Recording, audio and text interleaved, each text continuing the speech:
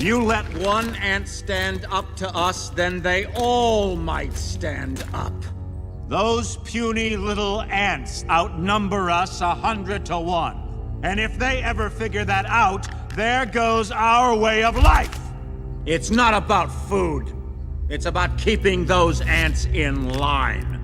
That's why we're going back. Does anybody else want to stay? Let's ride!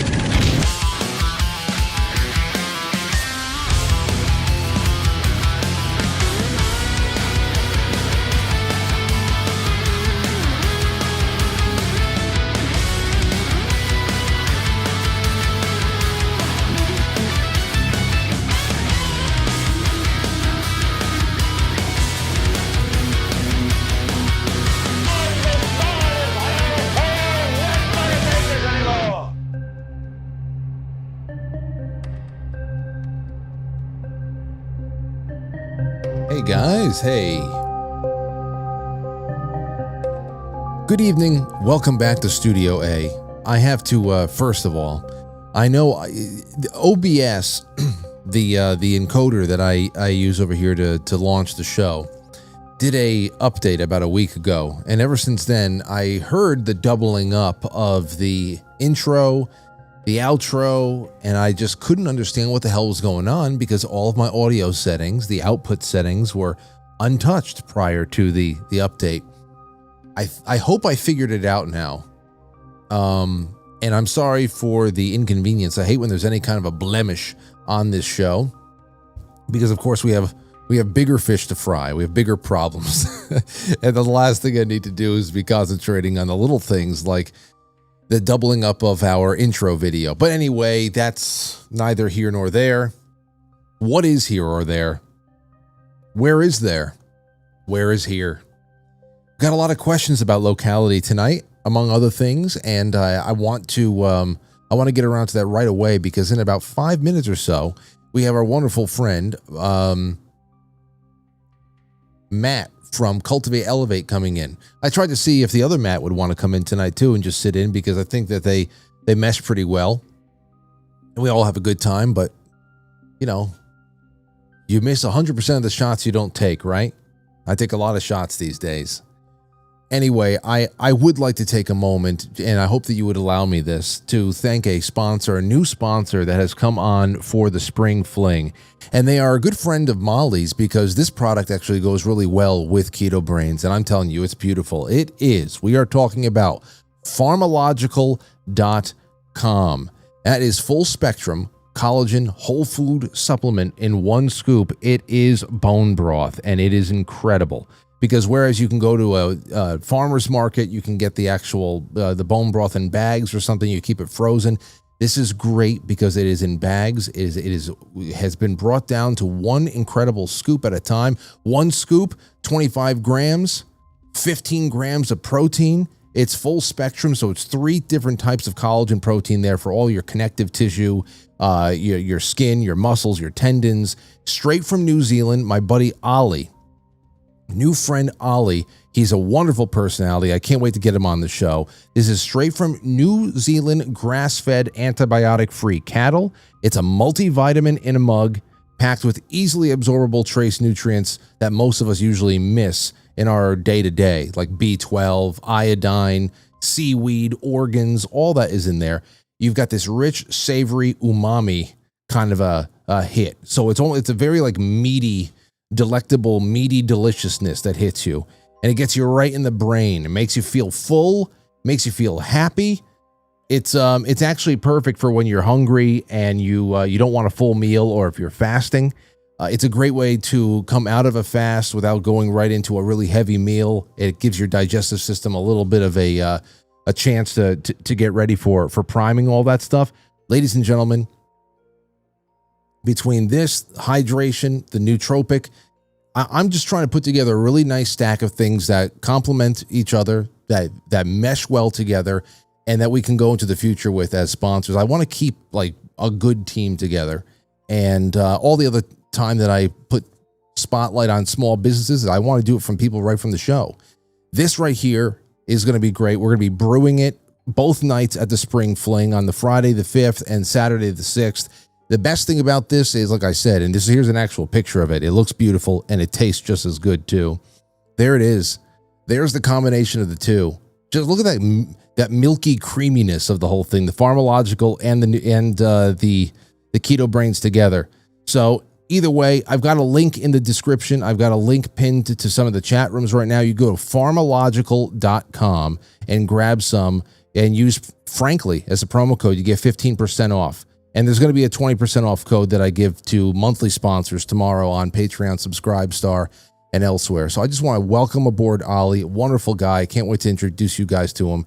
And it's just another one of those another one of those products that can really just upgrade the life, and it meshes well with other things. So there you have it. Thank you so much, Farmalogical. All right, well, here's something else that I'm sure is going to add to the fun of disclosure as it is coming our way, barreling toward us. And that is, now we get word that a bunch of religious leaders, pastors, have been told by some government guy, somebody, that they need to prepare their congregations for UFO disclosure because there are going to be Bible-changing revelations, that there's going to be faith-shaking revelations. This is one of the stories. These are one of these questions that had been asked for years, so many decades, on late night talk radio shows. Whenever it comes to the UFO question, if it has any kind of tie-in whatsoever with non-human entities, however you want to classify those entities, where they come from without or from within, whatever the hell it is, influential pastors, this is what we got, are claiming that they have been told to prepare their followers for shocking revelations. And these revelations, of course, are going to be, well, you know.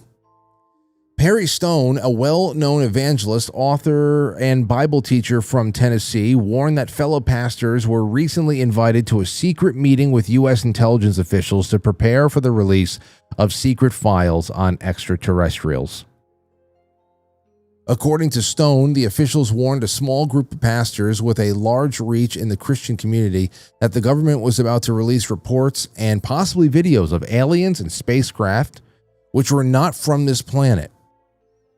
In the April 27th video posted on his YouTube channel, the evangelist claimed that pastors were told about the existence of reptilian creatures, UFOs, materials from non-human origin, and other things that almost sound like something out of a sci-fi movie.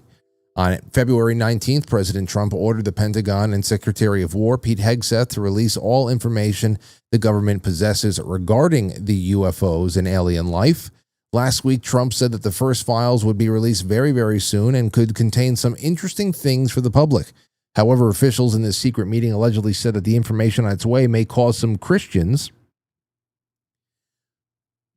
obviously not Jews or Muslims or whatever, cause some Christians to question how the universe was created and even lose faith. Stone said, quote, "You're going to have people who are going to say that if there are galaxies and there are allegedly other creations in the galaxy, then the whole creation story is a myth. And you're going to have people that's going to apostatize and turn from the Christian faith because they have no answer for what they're about to hear." There's no doubt in my mind that that's going to happen to some people. There's no doubt in my mind. But then there's also other people, it doesn't matter what the hell you tell them, it's not going to matter for one reason or another. They could also just be grounded in their faith, and however rigid that is, or how flexible that is there too. How much room do you have in your faith to attribute all of the universe's creation to God? And also, I guess, the methods through which he reveals himself to his creation, to have full faith in that as well. We're not going to know the whole story, maybe, until we leave this place, until we die. That's when we're going to know the whole story.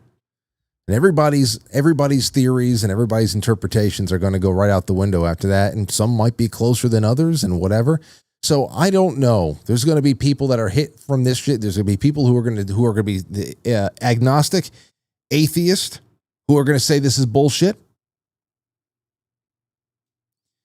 There's going to be it's going to be one hell of a thing, one hell of a spectacle. And you know what? I tried to really time this in my not knowing about what the hell is coming. I tried to time this in the best way possible to make sure that when Timothy Alberino comes back on the show, we're going to be able to get through all of this stuff together. And Timothy is coming on the show next week. I believe he'll be on with me next Tuesday or Wednesday. So we're going to be able to get to all of this. And he released a statement on his Instagram earlier on today. Let me be clear. He said, I'm not aware of any official government sources or whistleblowers who are briefing Christian pastors with the claim that aliens are demons. That narrative is nonsense. What does exist are private UAP investigative groups that include individuals who happen to be evangelical Christians. And some of them are communicating this view to pastors behind the scenes. But they are offering an opinion, not presenting evidence or speaking on behalf of any official source. That's from Timothy Alberino a few hours ago. And like I said, it looks like his return to the show is going to be perfectly timed, especially if we really get something that comes out on a Monday or a Tuesday. That would be incredible. Roll the dice. You know, you can only do so much to plan out your calendar. I know some people can just grab others on a whim. You know, some shows are so big that you come running when they call. I'm not necessarily that just yet, but one day. For now, I have to just use my gut. Good old gut and timing. All right. Well, anyway, the one guy I like talking to all this stuff about, he's another guy. He's a guy who actually we have a pretty good schedule with each other. Sometimes he's busy. He is all over the place. He is a very, very welcome, I would say, energetic brand. People follow him wherever he goes because he is often deplatformed. But we like getting together and we like mixing all this stuff up because, damn, it's just cozy sometimes. I'm talking, of course, about Matt from Cultivate, Elevate. Matt, it's good to have you on again. How the hell has everything been? Everything's been good. I heard you were talking about aliens, and I brought some books that we're going to talk about today with some aliens, the old German flying saucer right there. And it's funny because the Germans were doing flying saucers in 1931.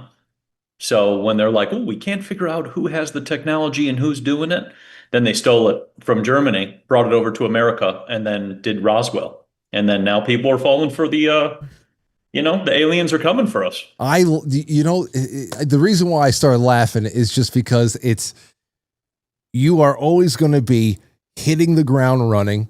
And of course you had an ancient book already ready to go. You were listening. You had something you wanted. I just love the preparedness. It was awesome. Right off to it. So, before we get to the actual technology that has been around for a while and of course suppressed so that every time something crashes in the desert, there can be a little bit more mystery behind it, aside from what is already on the books.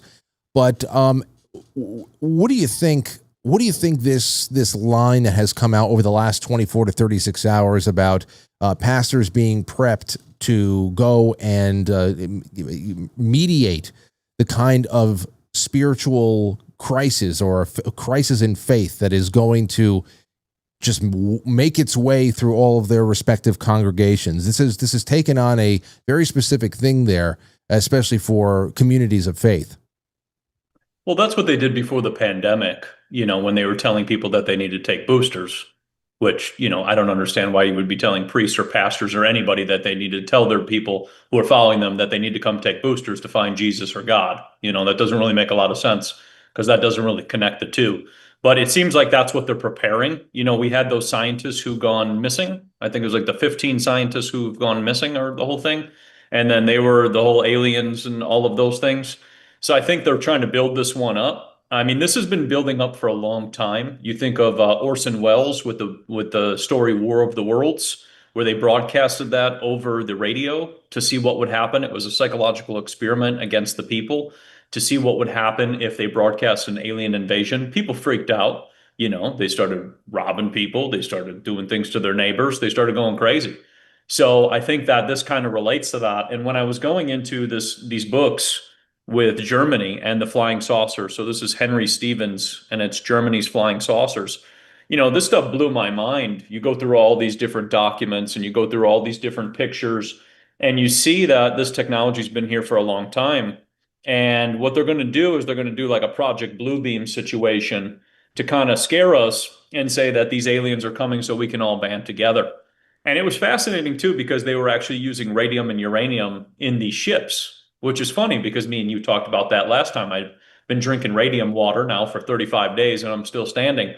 But, the whole thing with this situation is they're going to prepare it, they're going to build it up. They're going to get people on board. They already had Gaia and Stephen Greer and the UFO disclosures and people in the desert and all that other stuff as well.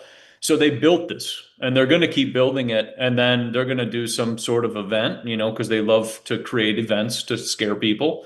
And then they're going to probably use social media to try to get people on board. But it really comes down to if you want to believe it. That's kind of my whole thing. I mean, I've seen so much and I'm just sitting here over a lot of things.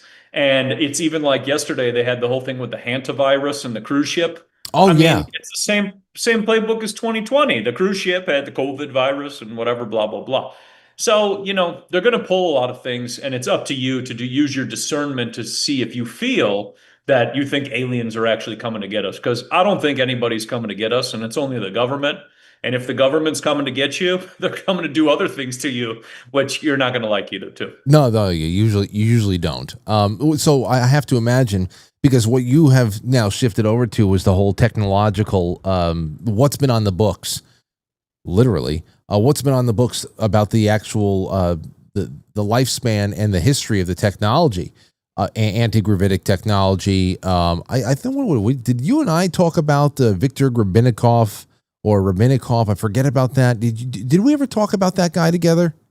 We didn't go into that. We dabbled into it just a smidgen. But we talked about Victor Schauberger, who actually created a flying saucer as well, too, and was also in this book, too. So for people to look into, he had a copper flying saucer, which is really cool for people to look into. But yeah, Grebennikov was another one as well too. He was levitating. He figured out that beetles, they create basically it's a frequency. They're manipulating the ether, and that's what allows them to levitate. And that's also what the Germans were figuring out. There's so many books on this. It's actually nuts. The more I got into it with Henry Stevens and things like this, all the technology that's already been here, and then they release a little bit of it, and then they say it's new. But yeah, when you get into flying, we got 20 miles to the gallon cars when you think about it, but you have technology from 1931, and it was really cool because they showed the Germans were using the Colosseum as the area in which they would lift off their flying saucer. And other fellow Germans all knew about this. When they went to go interrogate the Germans and ask them questions, they said, "We don't know what you're talking about," because they didn't want to give away the secrets. Because what I realized was Germany was actually trying to get away from big oil. And with the flying saucer and the connection to uranium and the energy, because they said that they were coming down with nukes and nuclear energy and that whole thing. So they got to invade them and whatever else. But they were actually becoming energy dependent. And the flying saucers is part of that too, because remember, you don't have to be on the system that we have if you can fly anywhere. So same thing with rockets. They were coming up with all these really cool rockets. Not only that, but that actually ties into that ties into the airship story there too. That the Hindenburg was sabotage that really meant to undercut the rising popularity and the ease with which people are able to travel vast distances with comfort and very little money, because it required so little fuel. That was a part of that whole timeline there too. Well, now you have Spirit, which is going out of business, but for $47, they'll throw your luggage, outside on the ground and whatever. So yeah, I mean, you got cheap flights still, technically, but I mean, they'll cram you in and then take your water away and then, treat you like a terrorist and pat you down and whatever it may be. But yeah, those blimps, when you get into that, I mean, Germany was very advanced with the blimps. They actually mapped all of the Earth with those blimps. They went over 1 million miles with the blimps. And you could transfer packages. You had a ballroom. There was a library. You could dance. I mean, you could do anything on these blimps. It was pretty remarkable. And what's really cool is they used to dock up at the Eiffel Tower. And So the your docking Empire State, towers, there was a which are docking actually bay on the displayed Empire all State over the Building world. too. Huh? Also, the Empire State Building. There's That's another spot. You could dock at all these places because with the blimps, it's actually really easy to dock. And because you're not using the same energy source that we're using, where you're just burning through things and everything else, you could just fly around and you get into helium and hydrogen. And this is just, you look at NASA, NASA is one of the largest people who take in all the helium. And that's what they're using to put up their satellites. When people are like, I got, satellites going up in the air, those are balloons. There's balloons that pull them up there and they just float around on a balloon. So we took away the blimp from the people, but then in reality, the blimp was used for transportation and they scared people about one explosion because that's what they always do. It's always alleged one. And then they take the whole thing away. But it all goes back into, all these different books with the suppressed technology. When you get into it, Henry Stevens, more technology. And it's all been suppressed because if you're trying to control the population, you would keep them on the ground. I mean, think about this. Me and you can't fly really anywhere. I can't even have a drone that goes over 300 feet because they're like, oh, the government's going to yell at you, but they're going to put cameras all over and watch you, like you're some puppet. So you sit there and go, well, how does this make any sense? And last week, they were doing drone deliveries in Phoenix with these massive drones with Amazon. I mean, there's really weird stuff coming. So they're using the technology for that, but then, we're not getting a chance to tap into it. no, it doesn't seem that way. Have you watched, even out of morbid curiosity, the documentary, which I still have not done, the latest revisiting Bob Lazar's story? Because of course he speaks to technology that he had been able to work around at S4. And, so I just don't know how much, from your opinion, how much of his story jives with what has already been established in prior eras. Yeah, I mean, when you look at all the stuff we have, I feel it's already been here. But, the thing is these people as whistleblowers, if we're going to call them that, they just tell you a smidgen. They don't really tell you like this book. I mean, this one was crazy, which was, I'll just cover this name because you can't put that word on YouTube. But Germany suppressed secret weapons in science and technology by Henry Stevens. So this goes into red mercury, and it talks about how red mercury was radioactive. And you could use radioactive mercury to create different types of devices, different types of engines, and all of this connection into energy. And what I realize is these whistleblower Muppets, whatever you want to say, never really give us truthful anything. They kind of just like put it in all these fancy technical terms and then we don't really understand it. But at the same time, they don't really give us as a solution. We just hear the information. And I realize when you look into mercury and you look into uranium and radium, you pretty much have the unlimited energy that we seek. And then when you look into that, you can now take that and extrapolate that into engines and devices. And if people want to get into this, because they love to keep just orchestrating gas shortages and increasing the gas prices and whatever else, if people want to look into that, they should look into uranium, radium, and mercury, because all three of those I've realized are the old world technology that has been used for a long time. And then they've made this like adapter, like kind of like not so good technology over time. And then that's what we have today, while they're still using a lot of the stuff from the old world. We have some old world stuff that I have to throw up on the screen in a little bit, but since you already brought up NASA, let's do this. I saw this clip from Jonesy and Amanda. I think they have a podcast here. It just came up randomly on Instagram for me, and it's an interesting. Actually, no, it didn't come up randomly. I think Lauren sent it to me. It is a theory about the Apollo 11 astronauts, who they actually were. Okay, with Neil Armstrong, Buzz Aldrin, Michael Collins, who they actually were. I think this is entertaining because I went and I found the faces, the pictures of everybody, and I just don't think it's real. But I wanted to bring it up with you because it might trigger some other thoughts that you have on the subject, and I know that you have a lot on the subject. So here we go. That they may have been the Alcatraz escapees. Here we go. They are the Alcatraz escapees. Do you know the real names of the Apollo 11 astronauts before they became astronauts? Neil Armstrong, Buzz Aldrin, and Michael Collins. Yeah, that's it. Yeah, but that's not their original names. Oh, okay. What were their original names? Michael Collins was known as Frank Morris. Armstrong was known as Clarence Anglin, and Buzz Aldrin Oh, no. was John Anglin. Oh. And why did they change their names, Rob? They are the Alcatraz escapees. And here's the kicker. Here's the kicker, of course. So, Rob, they escaped from Alcatraz to become astronauts? They were given a pardon if they would join in and comply. But what about all the Right. training for years they would have had to do? To do what? Yeah. To go where? Oh. I like that little wrap up over there. To do what? Where it's not like you're sending them into space at that point. But I don't know. Give me your thoughts about this. I'll flash the pictures of these guys. It's fun, but it doesn't stack up for me. No, I think that one might be a little far-fetched. My buddy, though, Justin, We Are the Change, he actually showed that these astronauts, not this one, but a different one, I think it's like Apollo 11 or 12, one of them, whatever it is, Apollo whatever, those people passed away in the spaceship when it went up in the air. I guess it exploded. You talking about Challenger? Yeah, I think that's the one. The Challenger? Challenger.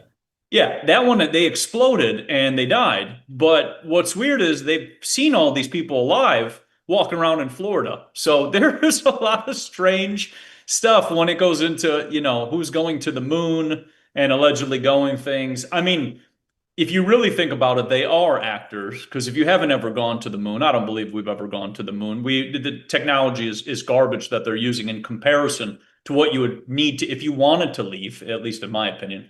But the thing is they can use actors, and these people, they never answer interviews because they have to sign, I think it's like an NDA, to not be able to respond to any questions. And what's also weird about it, Bill Kaysing said in his book, We Never Went to the Moon, he said that a lot of them died in mysterious accidents after they allegedly went to the moon.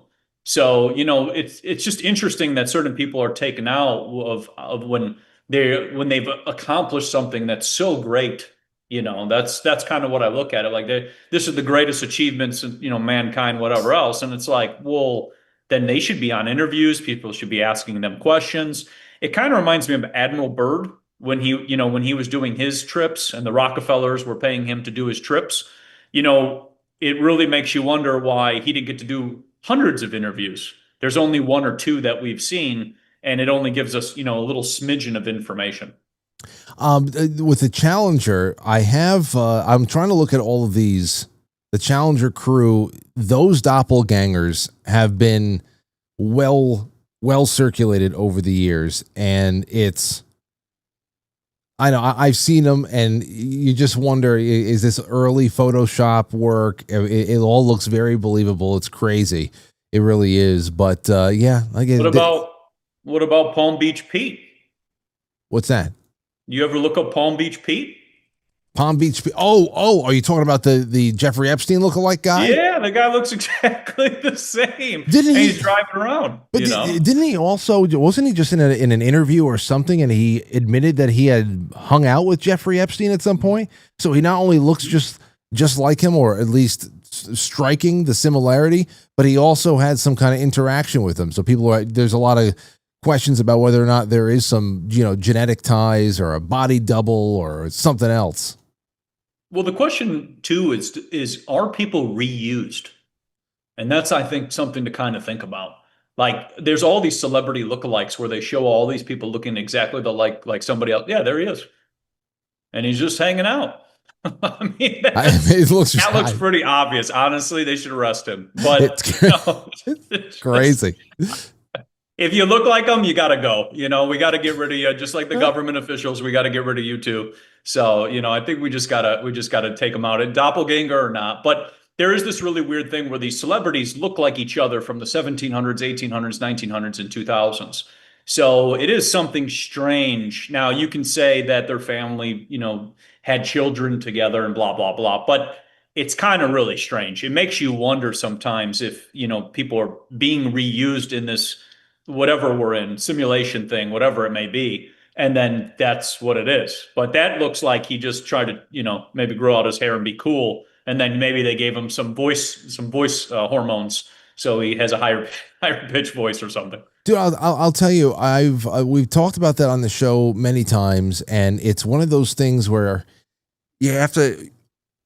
My brother was the first one to ask me many years ago, what if the people who are really, really in charge are really all like 300 years old, and they stay at a public site, and maybe every 75 years or so they disappear for 30 or 40 years?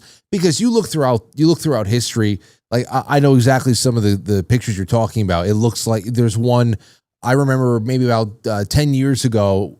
Everybody was obsessed with Nicolas Cage being a time traveler because they saw Nicolas Cage in a saloon in the Old West or something like that, and some sepia toned picture. Like, holy shit, it's Nicolas Cage. What the hell we look? People using what looks to be like cell phones in old pictures. Like, what could they possibly have been holding? Like we hold a cell phone.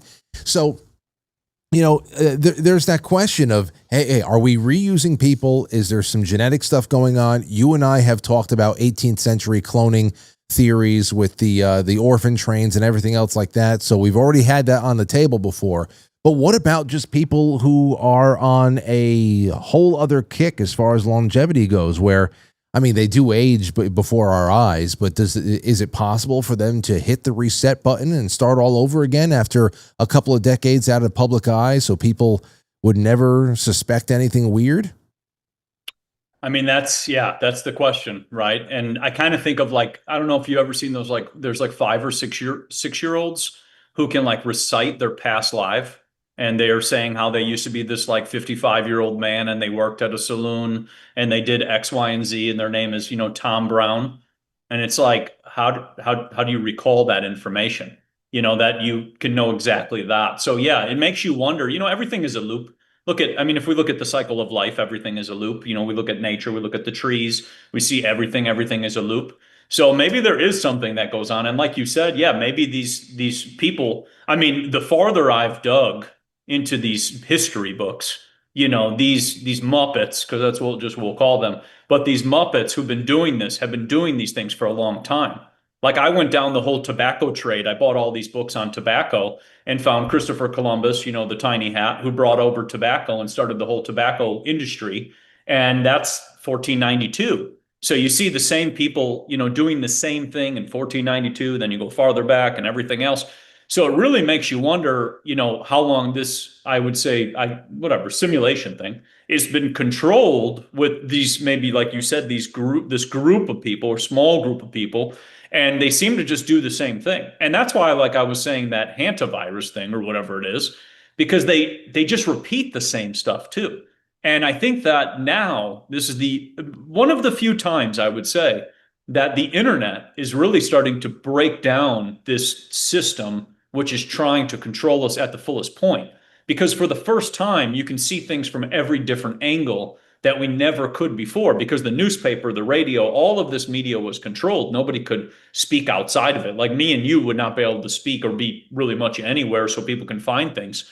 So it really has made me think, like, they wanted the internet to control us and kind of like, shackle us and whatever so that we can't function. But in reality, it's like it's unveiling and breaking all their things at the same time.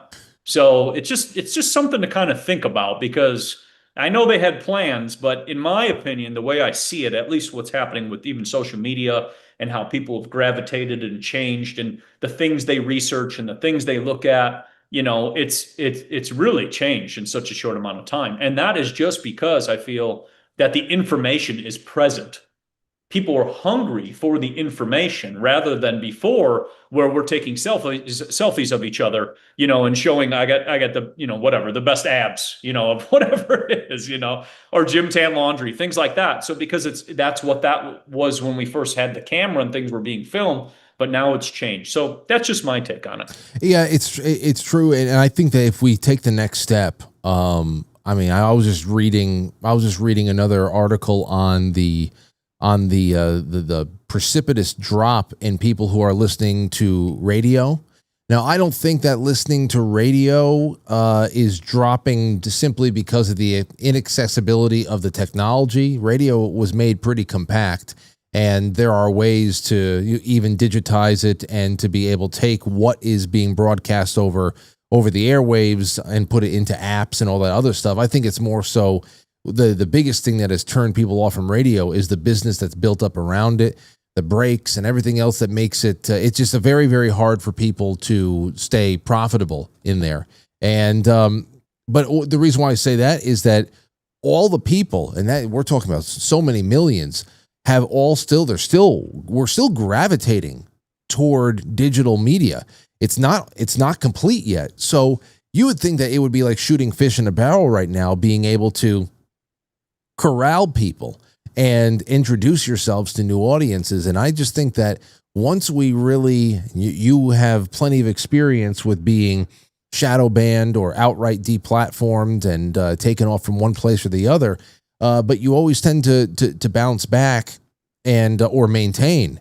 And I think that whenever we break down whatever the hell is still keeping everybody compartmentalized, then that's when everything is really going to collapse as far as the old paradigms and things like that, because we have already done so much with so little, because the algorithms, they are insidious. They really are. And even after, a good amount of success, you can be put right into the dark ages, and there'll be nothing discernible on the surface that has changed for you, but it does change. I can't wait until we can find a way to supersede all that. And who knows what that is, but it's going to be good. On the other note, past lives. You remember that kid? He was born in the late 90s because they started talking about him in the early 2000s, sometime around 2006 or 7. And he started having all these nightmares and stuff about being, going down in a ball of flames. He's a World War II pilot. You remember that one?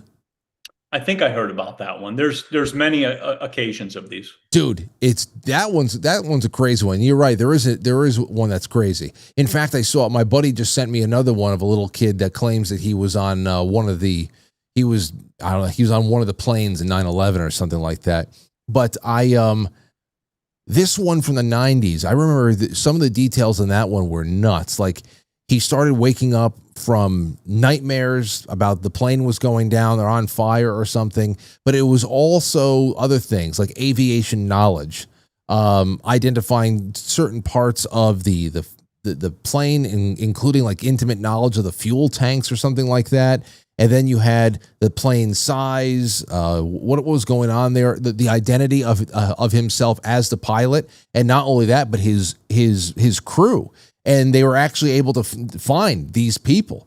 They found the plane that went down, the crew on it, and like the names matched and all that shit. And it usually gets to the point where kids who do experience this stuff over time, they start forgetting. But it is a very odd thing. And I just wonder how certain people would I don't know how they would classify that, because it's very touchy. You're talking about reincarnation there, essentially. Well, yeah, and that gets into the work of Dolores Cannon and then Edgar Cayce. Edgar Cayce was the sleeping prophet. He used to close his eyes and he would be able to tell people their past lives and tell them everything about them. And I actually did an Akashic reading with an Irish lady in 2020. And it was funny because she actually told me to look into crop circles. And I was like, what is crop circles going to do? And she's like, just go look at them. You'll be able to figure it out. And it's funny because that leading into crop circles led into electroculture and then led into everything else that I talk about now today.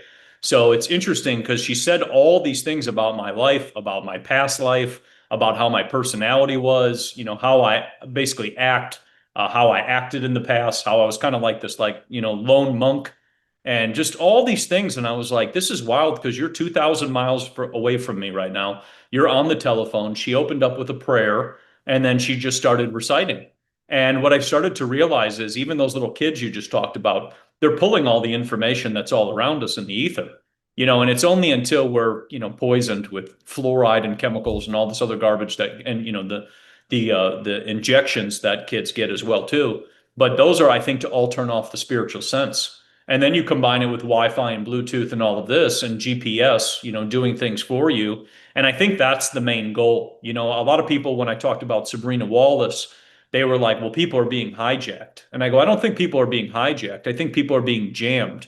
I think that what they're trying to do is block, our senses and block our ability to, predict things and telepathy and all these things. I think that's what the thing is, because think about it. They're trying to sell you back all of your senses. Like you got the goofy glasses, meta glasses, that's just seeing for you. Like you're recording yourself seeing. You got AirPods giving you sound. You got all these things. They got like helmets and all the other stuff they give people.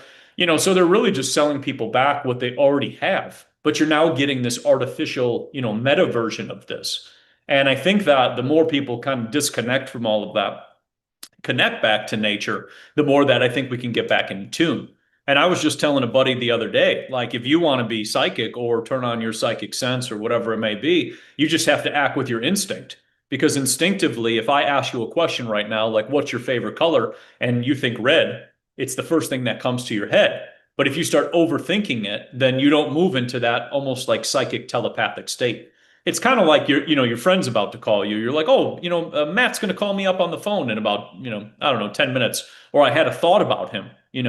That is usually that psychic or telepathic instinct, but it's been turned off.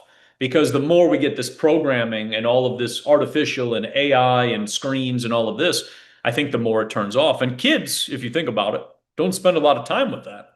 So, they're out in nature, they're connected, they're running all over, jumping up and down on the trees, doing, kid things.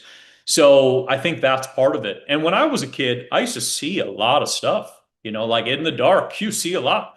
And then you start to sit there and think, when do you have pure darkness anymore? You don't. And that's a part of your meditative creative state too. When you're in pure darkness, your mind is able to relax and then your brain is working in a different brainwave. This gets into hemisync music as well too. But, that's the other part. When do we have pure darkness? You have so much light pollution now, which is a distraction too, so that the body doesn't get into that deep state. So I think that a lot has been changed, but still those kids, like you just said, they still are here and they're still around. And there's people who are still here and they're still around, like the lady I did a Akashic reading with and things like that. But I realized that even with that, a lot of the people who do a lot of those readings, they start to develop a lot of health issues. And that's because if you think about it, if you're trying to pull in a lot of information all the time, or even put out a lot of information all the time, you're pulling it from somewhere. It's not just sitting in your brain, it's all around us. So that takes a lot of energy and a lot of toll on the body. And that's, I think Edgar Cayce, I think he only lived to like 50, so that's because if you think of all that working on the body and using it, and this is what like the CIA was trying to learn about, with MK Ultra, remote viewing, all the things they were trying to do. They are trying to figure these things out and use people as weapons.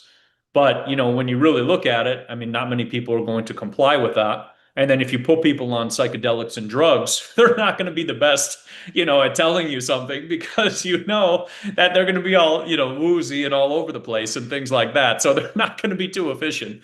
So, that's just my take on it. But I feel that it's interesting that the information always just circles back. And even in this book, that's why I brought it up with the Henry Stevens, when he stated red mercury with uranium and plutonium and radioactive things, I thought, oh, wow. And then he goes into talking about the bells, the Die Glock of Germany, the floating levitating bells, those had red mercury in them. And when the bell would ring, the mercury would spin and it would create voltage. And when I read that part, which is what I showed you on a podcast, literally, we did a podcast 2 years ago of me showing you spinning mercury and creating voltage. I was like, all right, this is just almost sometimes too strange. But the information, it's like whatever you are seeking, then comes to you. It gets nuts. Well, I was going to say this for the end, but we'll just jump to it right now, and then we'll work just, backwards, I guess. This is a clip that was going around recently. I don't know when this happened. I think Tucker Carlson went on Joe Rogan's show sometime in the last, I don't know, recently. And I guess they were taking a trip down memory lane, and I remember this episode, but because it's one of the few ones I ever really watched in full of Joe Rogan. But this was about 10 years ago when Alex Jones went on their show, on Rogan's show, and they were watching it for some reason. I don't know what precipitated the reminiscing here, but they're watching this and they're describing what Alex is describing in this thing is about how elite power structures are really formed. and what their aim is, especially on a spiritual, psychological, even psychic level. It's maybe 1 or 2 minutes long. I'd love to watch it with you because I think it drives home a couple of points I've been trying to make this past week, especially with the Onion's acquisition of InfoWars, and then it's really, really cringy, relaunch and all that stuff, and why they just weren't able to achieve the satire they thought that they were going to be able to. It's because they really lack a lot of understanding of what concepts were being discussed a lot over the years over there. Take a listen to this, though. 22 years. I don't get into aliens, metaphysical, religion, any of that. I've studied the elite, and I've also communicated with a lot of the top people. And if you want to know, I will actually break down right now the best knowledge right now what's happening on the planet. What's happening? The elite are all about transcendence and living forever and the secrets of the universe, and they want to know all this. Some are good, some are bad, some are a mix. And we're on this planet, and Einstein's physics showed it, Max Planck's physics showed it, there's at least 12 dimensions. And now that's why all the top scientists and billionaires are coming out saying it's a false hologram. It is artificial. The computers are scanning it and finding tension points where it's artificially projected and gravity's bleeding in to this universe. That's what they call dark matter. So we're like a thought or a dream that's a wisp in some computer program, some God's mind, whatever. They're proving it all. It's all coming out. Now, there's like this sub-transmission zone below the third dimension that's just turned over to the most horrible things is what it resonates to.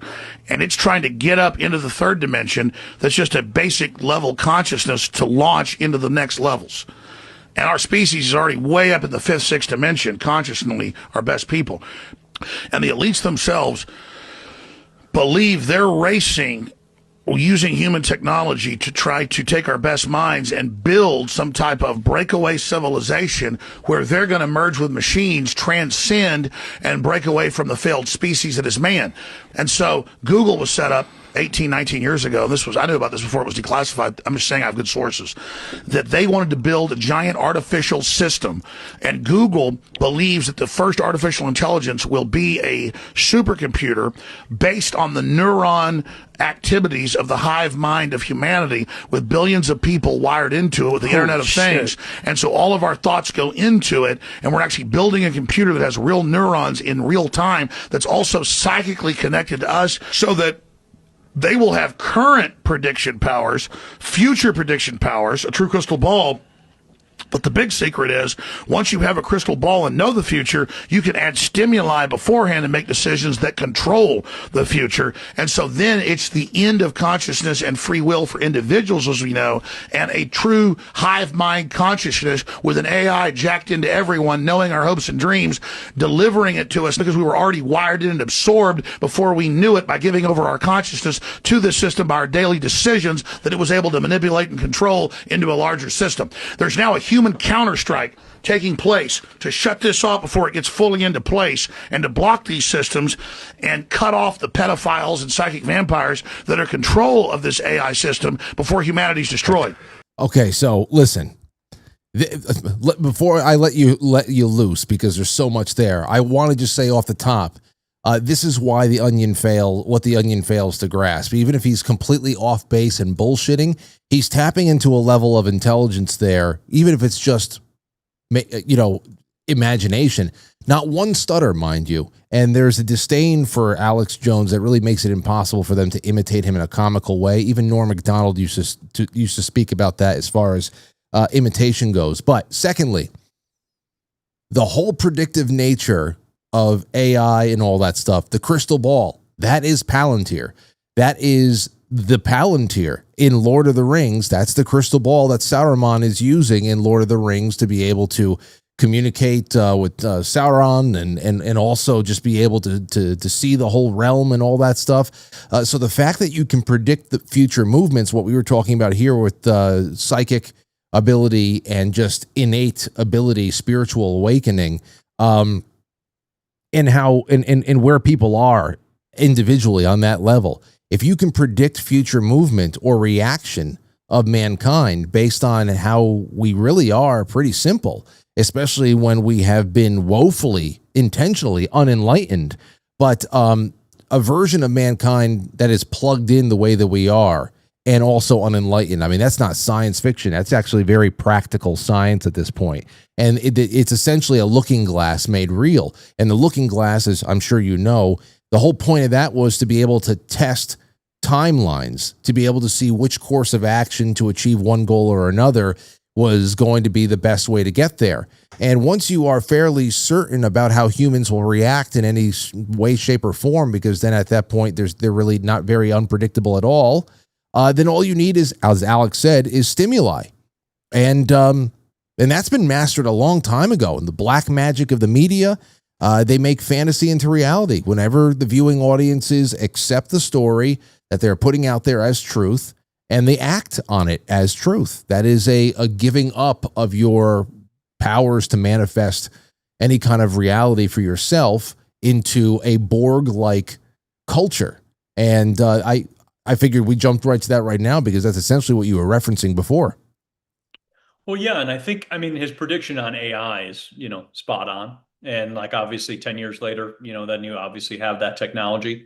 And then it really comes down to if people want to accept that technology. I know there's all this stuff happening with the data centers and people are flipping out and they're really angry and they're going to their government, boards and yelling at them. And there's all these, hundreds of thousands of people getting together and they're trying to build all this. Kevin O'Leary just talked about building some 60,000 square foot data center in Utah. I mean, these people are not for us. I mean, in my opinion, if we're really going to get into it, the Second Amendment was put there for a reason, and that is supposed to be upheld, and the people need to use the Second Amendment. But on the other topic of, this whole thing, I mean, it really comes down to the person's choice. Now, people might not have a choice if they install this technology.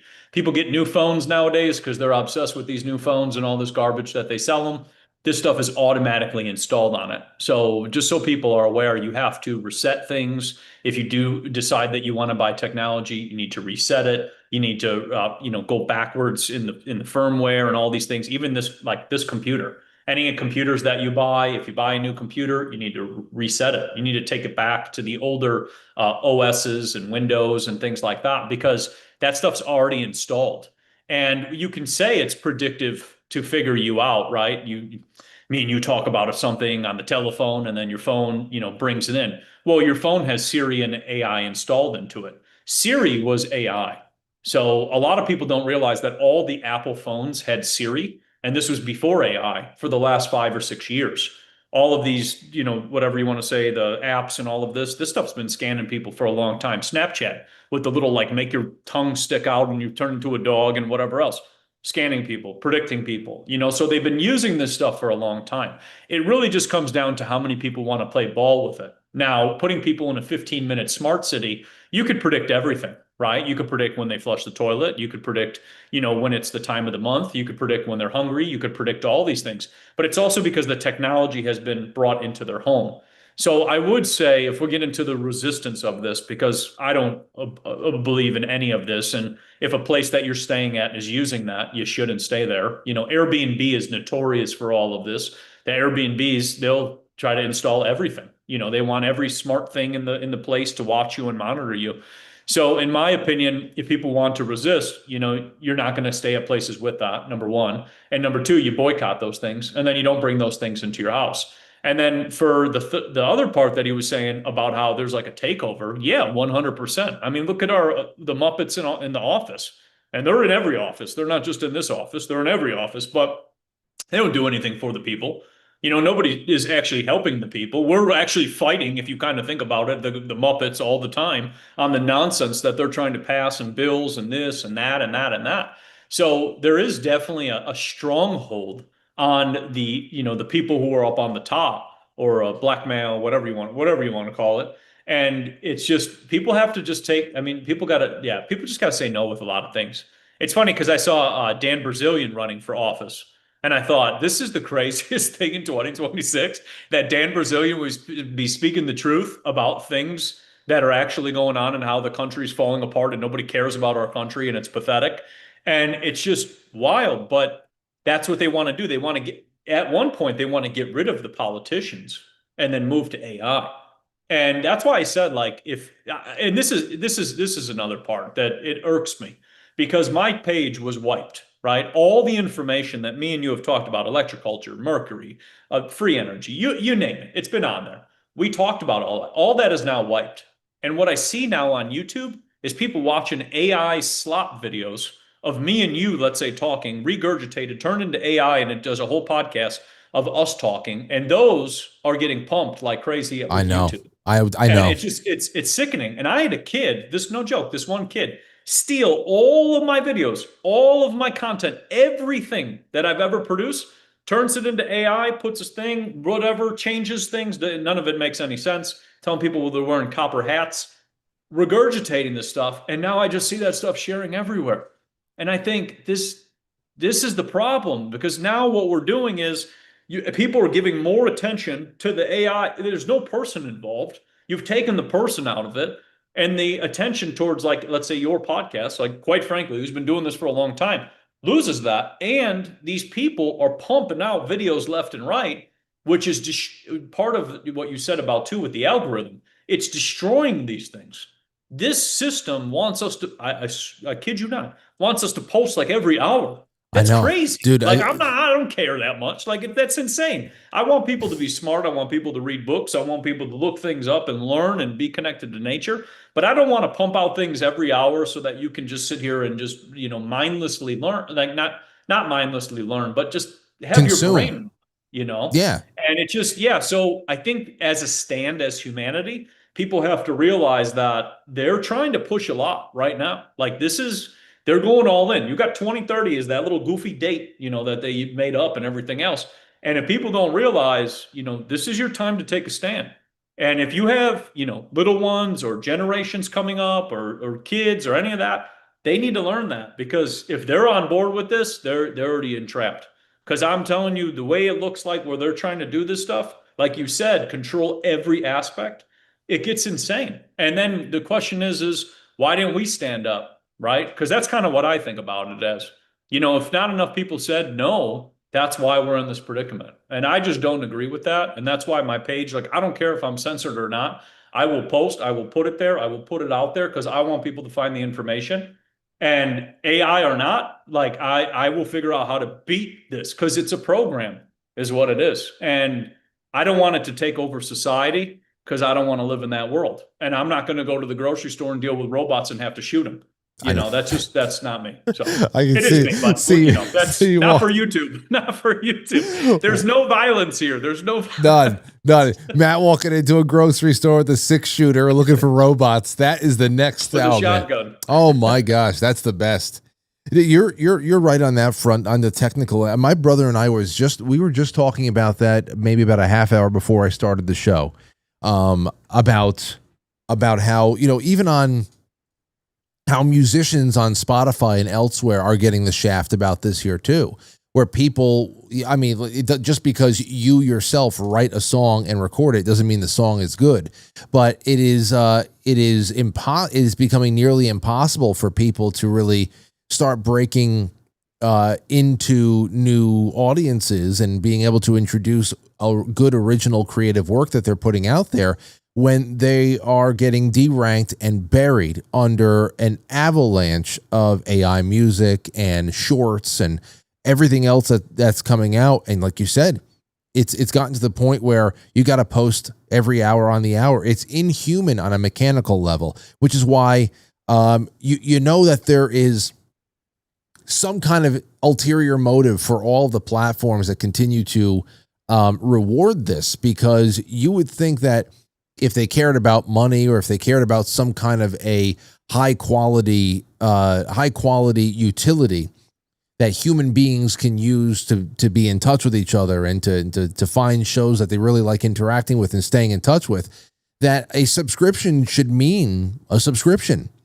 That it's not, why would you completely make a subscription base worthless? And still you're pushing something else. It's just nuts. It's like, it doesn't have to be this way, like you're saying. How inhuman the whole thing is, especially since so many people have already found their audience and suddenly they've been separated from them. You've been separated in more permanent ways than I, but still it's crazy. It's a more non-confrontational way of censoring and having that chill effect on otherwise a really good thing, which is awakening. Because, some people might say, well, Matt, Okay, if you're not on YouTube, then why can't somebody go and post it? And isn't more information just an objectively good thing that somebody, but I guess the real thing there is, what do you do with the information? Like you said before, the Second Amendment is there for a reason, but outside of using the Second Amendment and just forming ranks, like it's the 18th century, most people are still asking the question, what can I do outside of making sure that I'm educating my children outside of the system, that I'm localizing my food supply, that I am looking into things that allow me to sidestep what is now conventional medicine, conventional information getting, entertainment, whatever the hell else. I guess that makes a lifetime, and we live as individuals, that makes a lifetime a little bit better, but how the hell do we save civilization? I guess maybe that's too much above our pay grade. I don't know. Yeah, that's a deep one. Because like even when I was looking at electroculture on YouTube, it's all just the same. It's a different photo with the different AI voice. Yeah. So people are looking for the information, but now the problem that happens is then they can't find the information that is actually correct, because a lot of this is skewing the information and then putting skewed information into their mind. And then that's the issue. But yeah, that's the hard part with all of this, because people are getting blasted with so much information, but it's hard for them to even vet if that's correct now, right? If you just have pages, which there are on like Instagram, where there's no real person. It's just making content the entire time. And these channels are being rewarded. While, like you said, people who are creating are not being rewarded, or musicians are not being rewarded, or whatever, then who is going to have the incentive to create? That's actually, if I guess we're going to think about that, that's communism.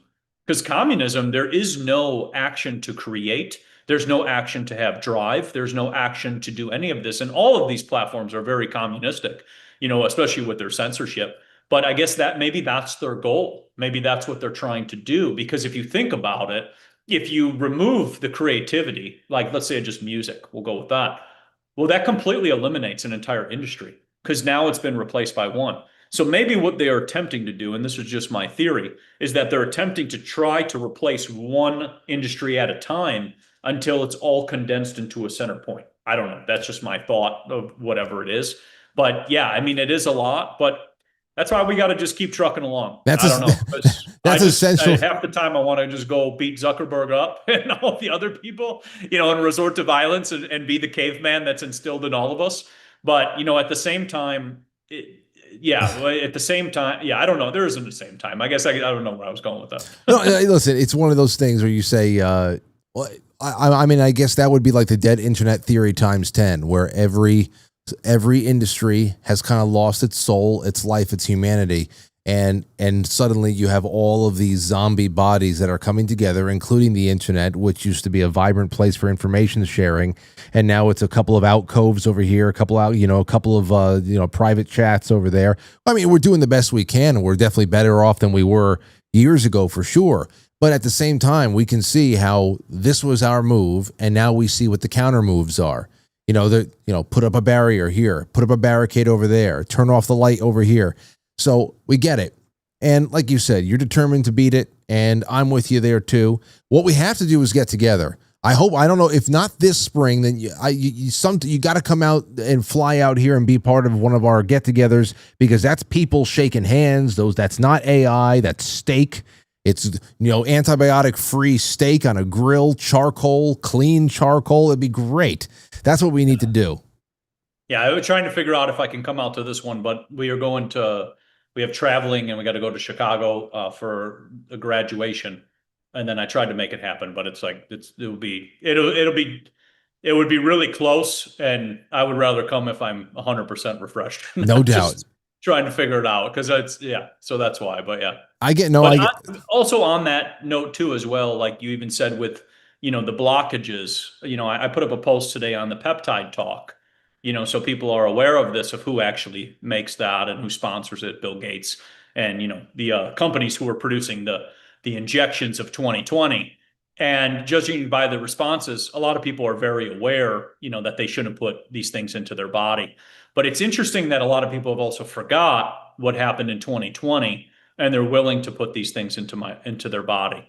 And that sometimes I think is really frightening, that the pandemic was only a couple of years ago. I mean, people fighting people in the grocery stores. I had people trying to fight me in the grocery store about not wearing a mask. I remember all of those things, standing on stickers and whatever else. And it just, that is a part that I think what the other thing is that we didn't add in there is the attack on the memory.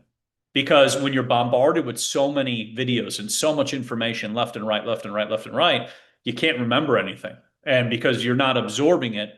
And I realized that maybe that's part of the short format. Like you keep condensing all the videos into, 15 seconds, 15 seconds. Great point. I was going to say, I think that was the reason, because even like you do a long show, right? It's 2 hours. I've done 2-hour shows too. That's the average. But when your people are watching now 15-second videos, over and over and over again, 2 hours is, millennia. Like, how am I going to commit to that, And so I think that's part of it too, is also reducing the information and what is present and shortening it down and reducing it and taking it down, because then that also has that impact of the same thing of controlling the industry and then controlling what people will watch. Because now with the flip of the switch, they can just see 5 seconds, 10 seconds, 5 seconds, 10 seconds, and sooner or later, I don't know, is it 1 second, like it's a blip, like whatever. So just, that's, I think, part of it too. That's why I'm so adamant about reading books, because when you sit down and read a book, it's just such a different experience, and I know you do book readings and book clubs with everybody, which is awesome, but that's also what is so important. And people need to spend more time with that, because you just sit and all you got is that book and maybe a notepad to take notes, but it's really just to open up the mind and engage with the book. Because I think of how much work, like I'm writing my book now, it's editing, it takes forever to do it. It really does. But to put everything into words, and to have that's really a craft. And to put that out, and this guy's got so many books, like he's written many of them. So, all of this information, it's like that's another form that has almost kind of been lost. Because like you said, if you remove the music, you remove the book writing, you remove all these, what are we left with?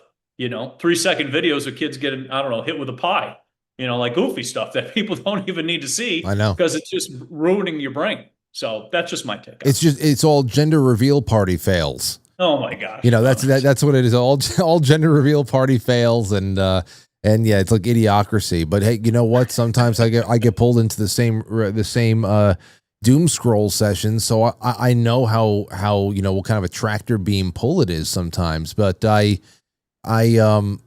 real quick before I ask you this last question about ticks, because you had brought up peptides and a few other things before. I said I got to ask you about ticks, and I put it in my notes anyway, and it's in the title. But do you read? Do you ever take breaks from nonfiction and biographies and all that other stuff and go into a good work of fiction, a classical piece or something like that, just to give your imagination a good workout? Or is this just something you're always just hitting the books to study? It's probably mostly just hitting the books. I mean, I'll dabble into a couple things. Like I bought a book. It came with the book When We Never Went to the Moon. They actually threw it in. It was a really nice gesture of them.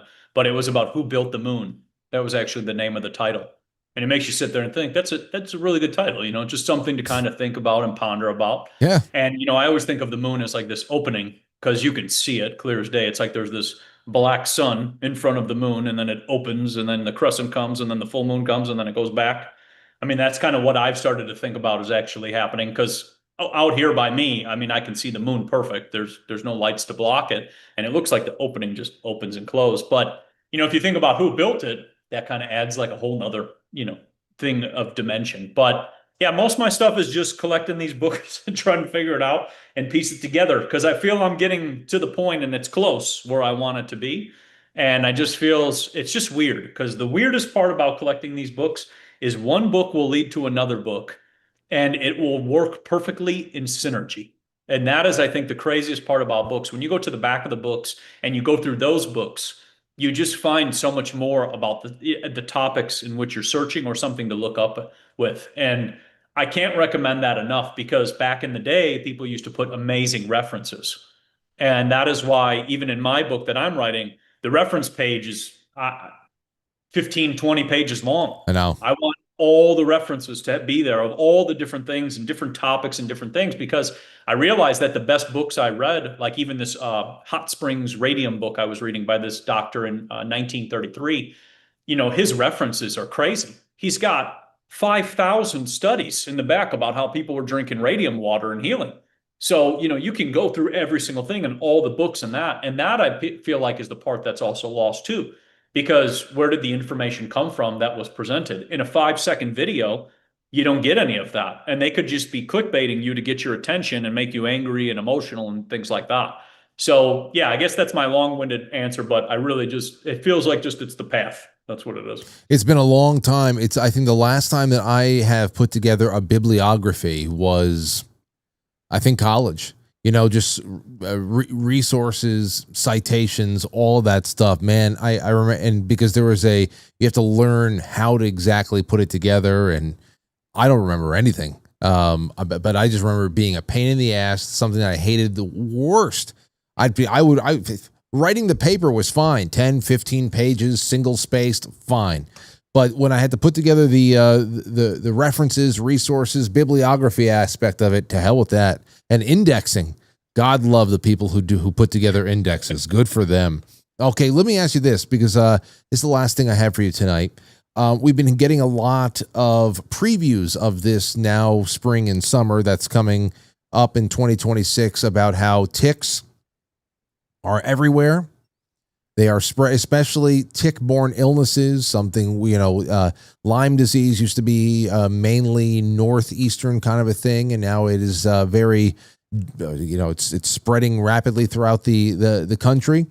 I understand that you are a strict terrain theory guy. I don't know. I tend to kind of feel like terrain and germ theory can complement each other nicely, but I like hearing your point of view on stuff like this. Plenty of comments. I saw your video on it. Plenty of comments from people in the section there who have, for example, not had any inoculations, any injections or anything like that, even as a child, but still come down with Lyme disease or alpha-gal or something like that. But like with most questions I have regarding strict terrain theory, it usually comes down to a couple of things. One of them is uniformity of symptoms. That still trips me up. If something like Lyme disease or alpha-gal is really just a matter of whether it be electromagnetic interference or something else, or some kind of let's say that they did have a full complement of shots or something like that. Why the uniformity of symptoms from the bullseye red mark on the leg to all of the other things that really I help identify make a disease identifiable? So this one's a kind of a complex one, and we'll need a book for this for people to get into. So the book is called The Peanut Allergy Epidemic and What's Causing It. And you can kind of see what that is. And it's by Heather Fraser. And she goes into all of the allergies that people are suffering from. And I use that as an example because the peanut allergy is another one too as well. But the whole tick thing, when people get bit, if they had the injections as a child, there's many different ones. Or if they went in for a surgery, they probably had the injections too. People take their animals in. They always say they're up to date on their shots when they take their animals in. So, there's a lot of that takes place. So a person can say, I didn't take any, but also if you have gone into that system, unfortunately, they can also give them to you as well too. Secondly, if you have been injected with gelatin, you can have an adverse reaction. Gelatin is the pork that they can put in the boosters, or in the injections. So if you are injected with gelatin, when a tick goes to bite you, the sugar that goes into the skin and creates that bullseye, that is just an allergic reaction. So you can have an allergy to gelatin. Anytime you're bit, you'll have an allergy, you'll have that bullseye. Now, with many insects, bees, scorpions, ticks, all of these things, people have reactions all the time. And that's just part of it. You get stung by a bee, there's no disease for a bee, right? And people get stung all the time. And I would say the bee sting hurts more than the tick. I had a tick in my neck when I was living in Illinois, and I pulled it out of my neck. But the whole Lyme thing, where they're pushing this and they're saying, well, you have this X, Y, and Z. Well, you start to look at what the symptoms of this illness that they're telling you, chronic fatigue, inflammation, pain, brain fog, your muscles hurt, your brain hurts, your bones ache, right? That's everything. I mean, if you really start to think about it, I can say that for every single illness under the sun. Now, someone can say, well, I was bit. Now, here's two different variations.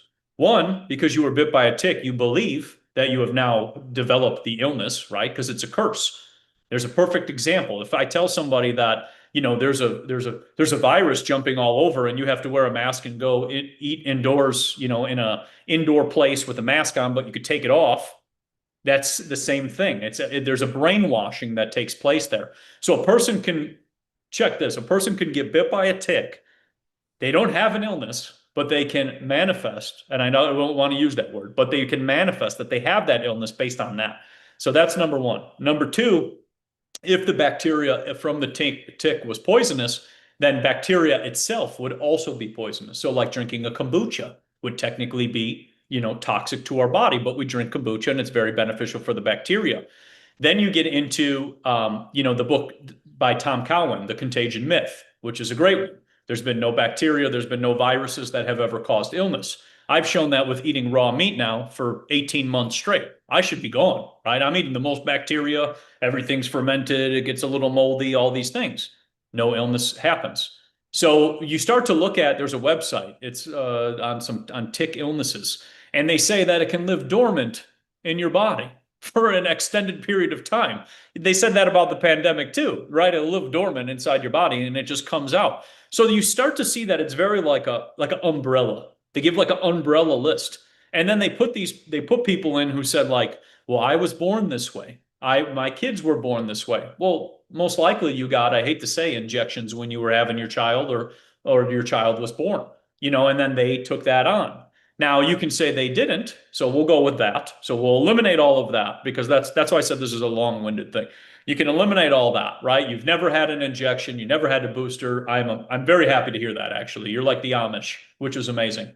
So you have that side. But now, okay, so you were bit by the tick, but you're inducing pesticides into your body, or you have Wi-Fi, which most likely everybody has in their house, which is debilitating a lot of people. And that can cause the same exact symptoms: muscle fatigue, brain fog, your bones are aching, your skin's hurting, you got fatigue, you're chronically hurting, all those things. That's the same symptom of microwave sickness. And that was when Raytheon rolled out the microwave. And so you can coincide saying, well, you've got this illness and we see it increasing. Yeah, because you've rolled out more cell phone towers, you put more Wi-Fi, you put more Bluetooth, more Alexa. I mean, you go to people's houses and they got 700 gadgets in their house. I mean, and then they wonder why they can't remember anything and they're in pain because they're being microwaved the entire time. So you can use it as that. That's the other one. And then the third one that we were talking about was the pesticides, right? They spray pesticides all over the forests. Our Forest Service does not work for America. They just destroy the forest, and they put cell phone towers in the forest too, as well too. So you have people who are walking the forest and there's pesticides, and then they're also eating pesticides. And then when they are having issues, they have heavy metal poisoning. And so I started to realize that when you really look at all three illnesses, or all three ways, you either have injections, you have pesticides, you have wireless technology, or you have lack of sunshine. And the last one is one that doesn't even relate to this, but sort of does, because when they're messing with the weather, the ticks keep growing, right? Think about it. If there's 100 ticks and you keep making it hot and cold and hot and cold, the ticks are going to grow like crazy. And when you're messing with the weather, you take out the birds, you take out the possums, you take out all the other animals, because they say that they're dangerous and, whatever else. So the loss of animal or the loss of wildlife is also contributing to the ticks. People used to have chickens all over their land and they would eat up all the ticks. People don't got chickens anymore, and then now they got tons of ticks. So there's also this imbalance that has been taking place with this. That makes sense really too. Just you're targeting something of nature, right? And I get it. The government, they made these hybrid ticks and put them in Cuba, and they did this. They did this with mosquitoes too. You get bit with a mosquito, it hurts 2 times more. Now, can you say it hurts 2 times more, or has the terrain changed 2 times more? Because I hear this with the sun all the time too. The sun's different. No, the terrain is changing. We have to look at the terrain itself. So this is it's a very complex thing. And then now you're seeing this, and I put this up, and people are like, "Oh my God, I've had Lyme for years." You've been poisoned for years. We all have. I actually have started to come to the conclusion I am thankful we are alive. Like, I am thankful that we actually are here today, because the amount of toxicity and garbage that we go through, and every generation here on out, I'm actually thankful we are here. So it's crazy, but people will say, "Well, I was diagnosed." They diagnose people with a PCR test for Lyme. And then if it's not that, they do a blood test, which is the exact same thing. And then they crank that up, and then they say you have the illness. And that's the thing. Our system has no clue. And I was watching these two experts on Lyme and RFK on Lyme and all these people on Lyme. And it's like, you guys don't even pay attention to nature or what you're doing to it. And then you're going to tell me that they're just talked about, which this is how this all works. They boost all this, they get it fearful on social media. Now they're talking about they got an injection for it again, because they used to have one in the past, but that one didn't work out so well. But now all of a sudden the companies are coming out with a new one.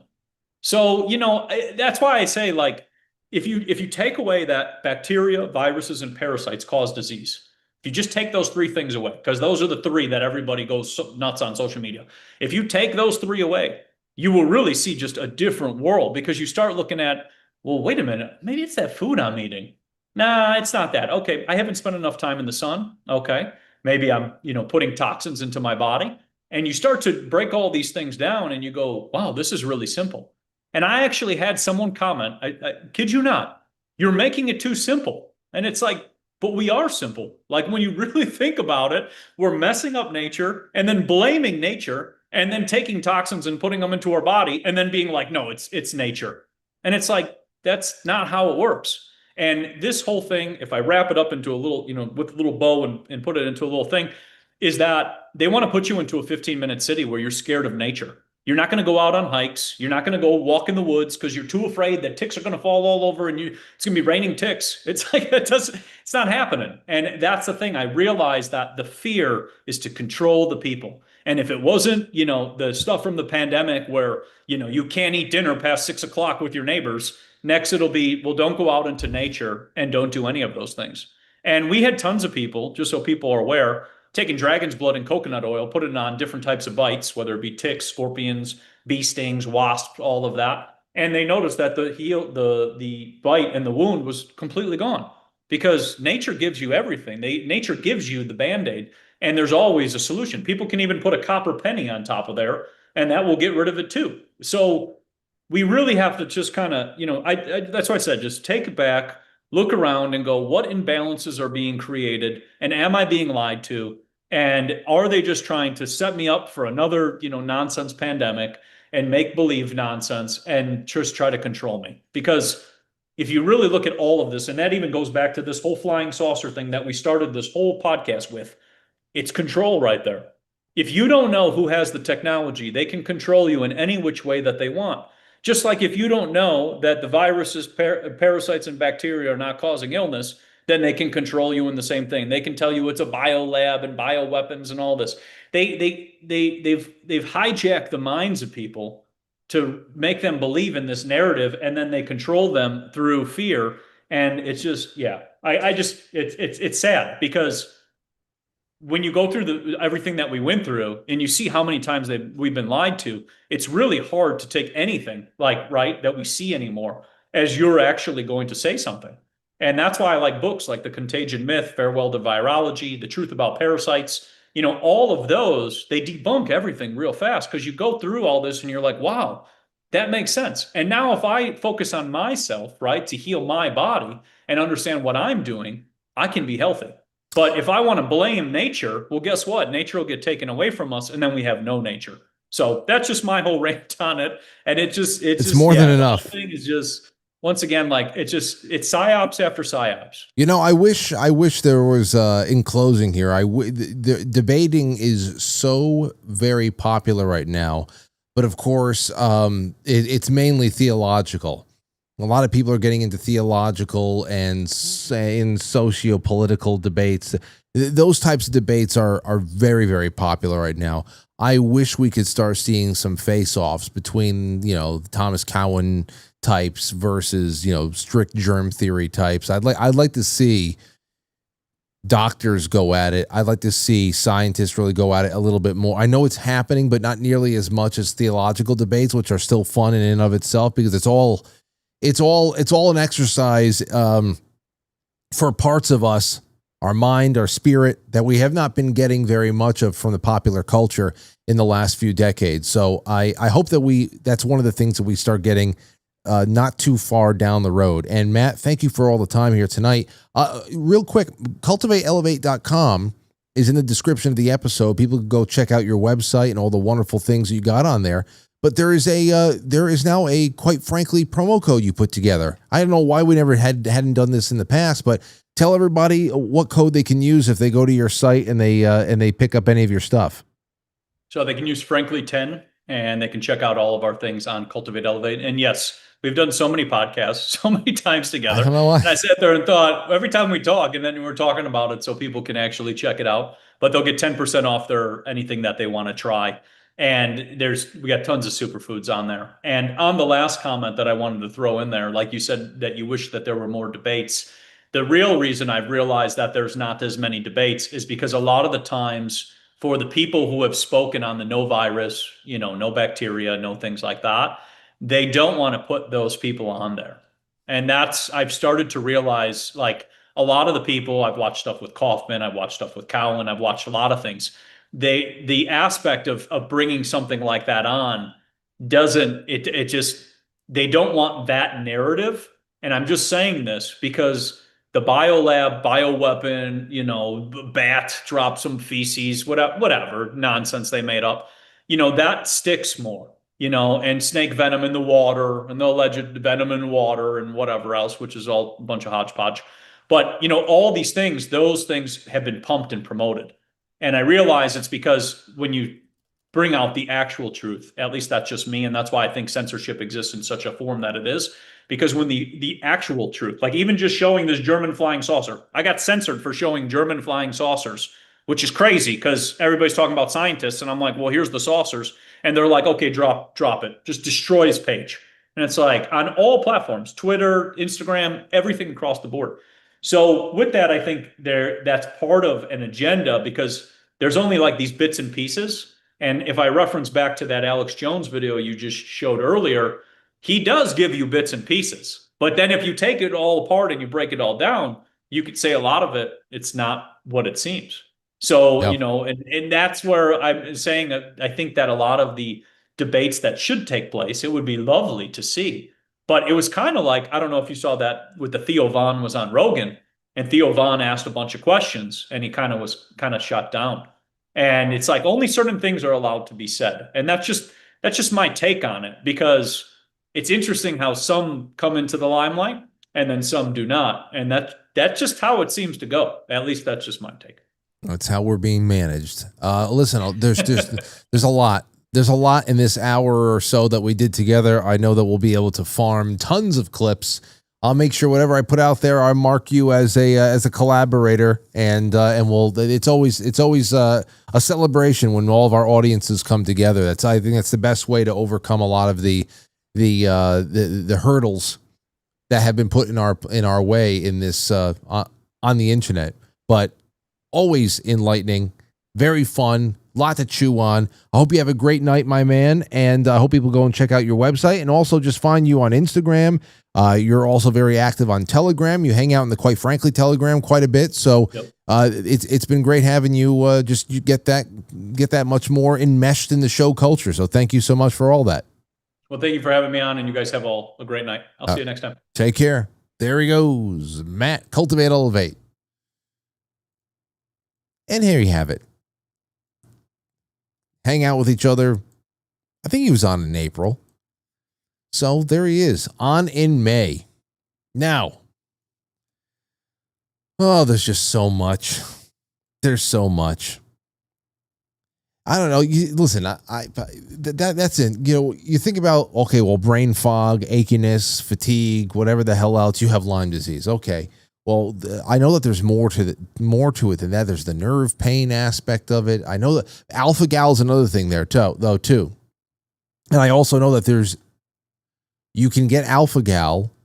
That is where you start showing like these really what could be severe allergic reactions to like beef, to meat.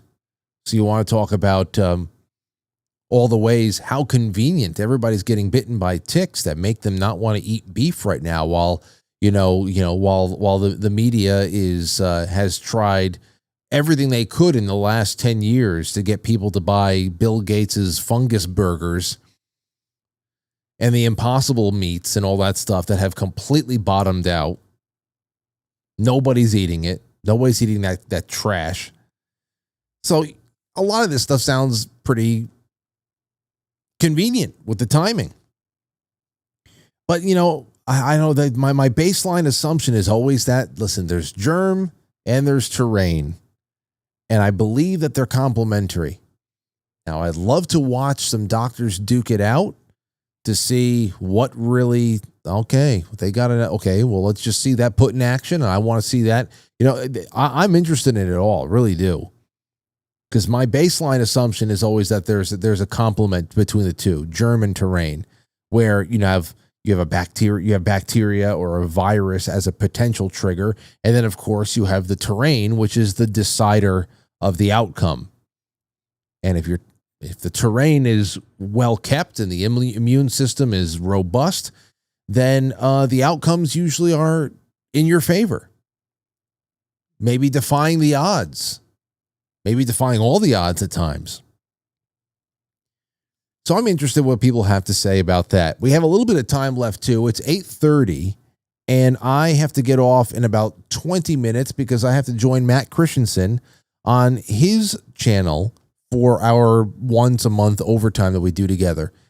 Let me get into the super chats real quick, and I'll open up the lines because I just want to see what you guys think. And then, in between calls, maybe I'll get to some reels over here that I have. So the lines are open, 914-200-0269. So much dropped in our laps tonight. So what are you going to say about it? Jay Britt. Oh, by the way, everybody, I know tomorrow is the big drawing. The super chat raffles are always on Thursday. That is all the super chats throughout all of the week. This show needs your support by checking out our sponsors. Very selective with our sponsors. The show needs it so much because we need just a little bit of buffer room in the margin to be able to work within that small amount of space to see what we can do to power ourselves over the hurdles that have seemingly appeared out of nowhere. So make sure that you check out Farmalogical Bone Broth and Keto Brains. Get both of them. They go together. And also just send super chats and let me know what you're thinking, or shout somebody out. Tell me a cheesy joke or whatever. I always take all your super chats throughout the week and I draw a name on a Thursday night, sometimes multiple names, to see who wins what. And over here I have our good friend Dean and Jen. This is from Tallow and Tend. They are somewhere in the Midwest. I forgot just where it is. tallowandtend.com. They gave an incredible homemade tallow gift box over here. I'm going to open it up again. I did it for the Flipsiders the other night. So, it smells so fantastic. What is this, linen? This is your evening linen spray. Spray that all over your linens. Here's the tallow soap. It's lavender and chamomile. As I said, it just smells so smooth and scrumptious. And now you're going to have my nose all over it. And then there's the body butter, which you want to butter up all the bodies that you can. If you want my opinion, you should be buttering up all the bodies that you can. So that's in there. Flip City Magazine's latest is in there. 3 gold backs from Quite Frankly Gold. So you're getting gold, you're getting comedy, you're getting great all-natural skin care, and of course tomorrow I'll take a Polaroid and throw that in there too. So throw in a super chat. If you already threw one in, throw in another one, and then all of a sudden your probabilities have doubled. Jay Britt says, YouTube strike incoming. Matt should come with a warning label. I love it. Listen, I'll be praying about that all night. It's a great show. I think it doesn't hurt anybody, the conversations we have. It's all out there. We're discussing things that people are discussing on the internet. He's not a doctor. I'm not a doctor. He's not making prescriptions. He's giving opinions, very passionate opinions. I don't know, but what am I going to do? I can't delete every episode that we have a substantive conversation inside of it. Okay, and Shotzi says, always a great night with Matt. Thank you, Shotzi. Let's take a call. 406, you're on the air. Go ahead. Oh, my gosh. I got through. Fantastic. It's Yes. Maggie in Montana. Hey, Maggie, how are you? What'd you think about this tonight? Well, I'm in my 15-minute forest, and it's great. That's fantastic. And we do, a lot of, we have Rocky Mountain fever, and of course you see ticks. But I've been out there climbing and logging, and I haven't seen anything. yeah, so there you go. I didn't He's hear been out in the forest. I didn't hear any of that. Nathan's been out in the forest logging and sawing and hasn't seen any ticks. And, you just have to be, how we say, you shouldn't be a sheep. Well, you can't be a fainting goat either. Oh, yeah. Every time somebody turns around and tries to scare you, you fall over. Can't do it. Just got to be full in spirit and love, and just know that we're greater than the fear. I mean, God did not give us the spirit of fear. It's a wonderful thing. It's a wonderful point that you made. Wonderful point. And you're in Montana. I'll actually be talking in about maybe 15 minutes or so. I'll be jumping on with a guy who's broadcasting from Montana tonight. So I'll be getting a little bit. Really? Yeah, that's where Matt Christensen is. He's out there in Montana. So my voice. Oh, okay. Yes, I know. I remember Matt. Welcome. Thank you for the contribution. Thank you. Yeah. Good night. Love you. Yeah, take care. Thankfully, they're not in Idaho because, of course, the Idaho is where all the rats are. Do the rats eat the ticks? I know the possums do. Possums are just giant rats with the most hateful faces. Let's take a call. You're on the air. Go ahead, caller. Hey, Frank, can you hear me all right? No, not really. You sound very distant. Oh, my gosh. Let me call you right back. Oh, you got it. Okay. All right, let's go to Rumble, see what's going on over there. Nice little crew over there. Nephilim says, cheers, Frank. Happy Moon Day. Matt, much love to everyone in the chat. Thank you, Nephilim. Good to hang out with you. Awaken Boomer says, Frank and Matt. Matt's eyes look brighter, glowing even.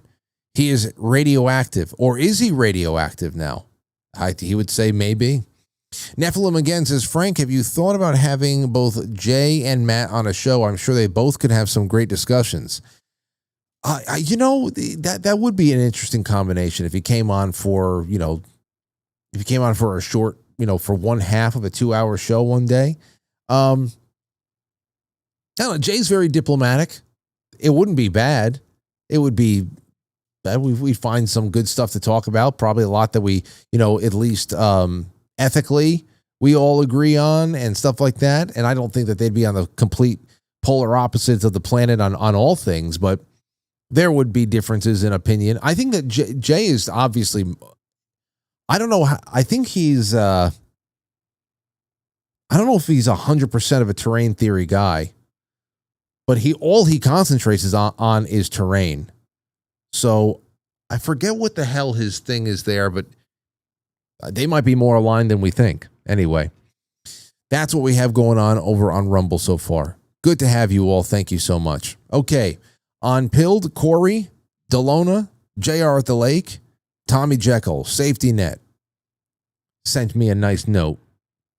Tommy again, so Alien Disclosure will be the successor to More Control after Contagion performed so well. I guess they're going to try. Blue NDN Now says a little something toward the coconut's future. I appreciate you. I really do. Doctors are trying to scare the shit out of us again. I'll talk about that some other time. It's really put a barb in my side today, especially since I know Lauren's all thinking about it. It happened with Aurora too.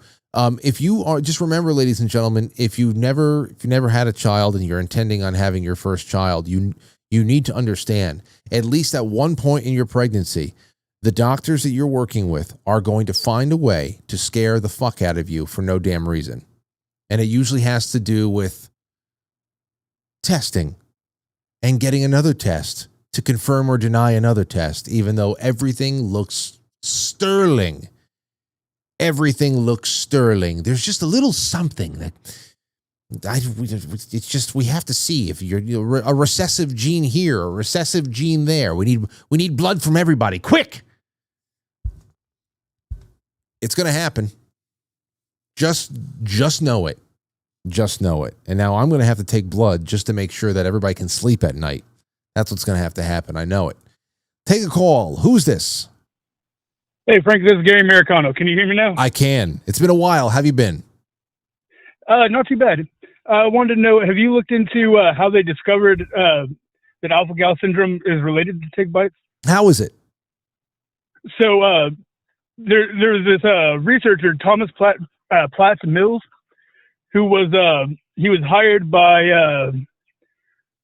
the pharmaceutical company. I guess is not important, but the drug called cetuximab, it's a neck cancer drug, and it was causing alpha-gal syndrome. Well, it was causing meat allergies, and so he was hired to research why that was, and just coincidentally, he was going hiking and got bit by some Lone Star ticks and developed alpha-gal syndrome while researching that drug, and said, "Oh, it's related to ticks, not the drug." And also, interestingly enough, cetuximab, the neck cancer drug, is the one that Martha Stewart went to prison for insider trading for. Oh, really? Huh?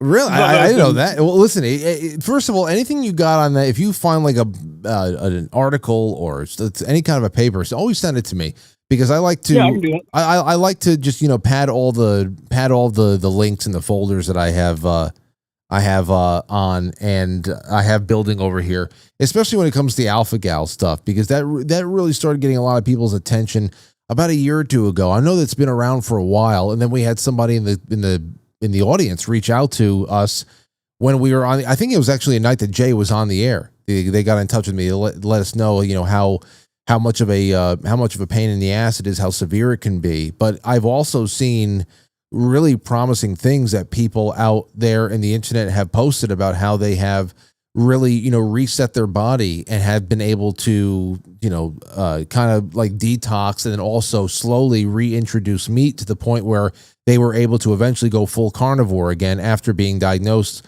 with alpha-gal. But then again, that also, thank you for the call again, that also, that is operating under the idea that there's something, there's a pathogen or something to cause the diagnosis. So that's something else. Okay, let me see. Going to the chat room, just hanging out. Let's see. Oh, see me, see you. Thank you so much. I forgot to say congratulations to you and Lauren on the baby on the way. Thank you. It's all very, very nice. Very, very nice. Someone on Twitch says, don't let them prick Aurora. Why would they prick Aurora? What are you talking about? Everybody, it's okay. Frank, don't talk about this stuff anymore. Just do what you got to do. Everybody flies off the handle here. And, yeah, just saying. Just saying. Fasting is key. Fasting is absolutely key, no doubt about it. It would be a part of, I would have to imagine, all the, let me see.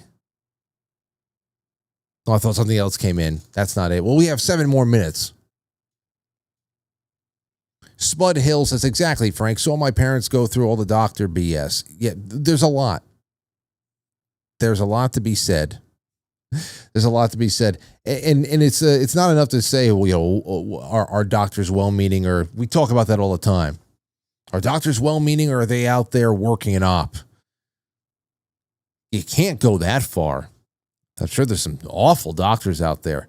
because obviously we get introduced to awful people every day that love abusing power, even if it's, managing a rec center somewhere. I love to bring that up. People love becoming tyrants when you give them a rec center job. Oh man. Oh, the rec center tyrants, they're the worst. Anything they can do. JR at the Lake says a horse walks into a bar. Yes. Yes, indeed. He does. Sentinel says, I want to know more about the crickets and levitate during about the crickets that levitate during the ether, the curious transitional line. Okay, well, it wasn't crickets, it was scarab beetles. It was scarab beetles. And Viktor Grebennikov, he was a Russian entomologist or something like that. And what he was starting to, this is what essentially what's been published about his work. You're going to find mixed things out there. There's very little media, all of it, it, of course, conspiracy theorists, pseudoscience, whatever the hell. He saw that the actual outer shells of or claimed at least that the outer shells of the scarab beetles' wings, that when he tried to put them next to each other, they would like flip over and repel each other, almost like when you put magnets together, but with similar polarity, they repel each other instead of attract. And essentially, he came up with this idea that it was the actual construction of the beetle's wings, the shell itself, that allowed them to levitate. And that there was a little bit of like a honeycomb kind of pattern underneath it or something like that he went to then try to recreate in a larger scale set of inventions, prototypes, whatever you want, that really created levitation devices. It also started sparking.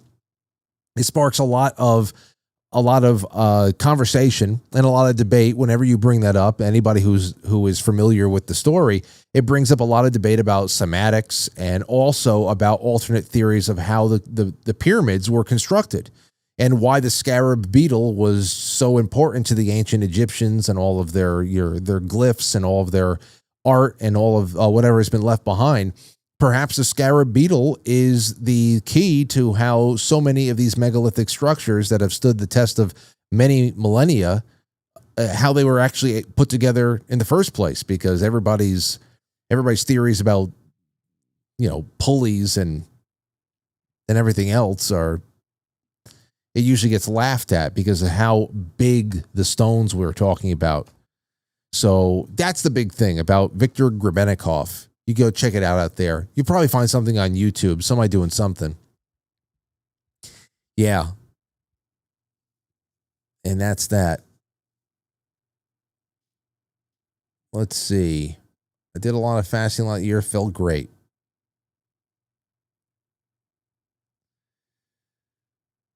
Let's see. I'm just reading the chat room now to see how everybody is doing.